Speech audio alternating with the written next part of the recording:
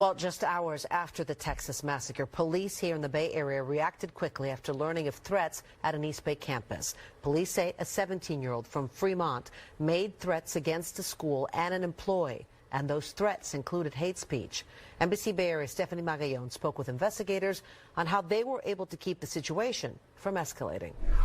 The investigation started here at American High School. So far, only one student has been arrested, but the district tells us that the violent and hateful messages were shared between a small group of students at this school. As teachers and students across the nation continue to heal after the violence in Texas, another threat of gun violence disrupts an entire community, this time at American High in Fremont.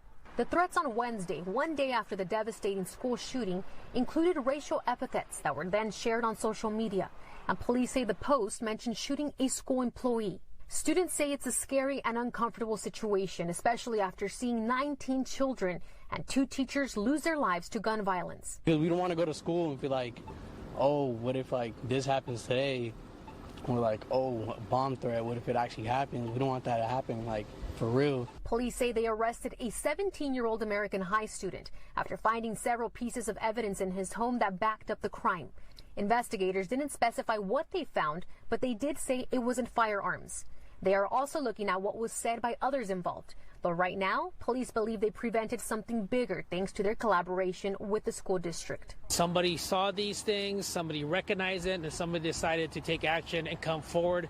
I also see value that our school resource officers have a relationship with students, with school personnel, and I believe that is a bridge that also we appreciate having. Each Fremont High School has at least one school resource officer stationed on campus throughout the day, and they are trained to respond to every situation. Even if it is one of us that arrives and we are in a situation where people are actively in harm's way, actively dying, we are trained that we will deploy solo. Police say the investigation is still ongoing, and as for the district, they tell us in a statement that the messages shared dishonor the entire school community.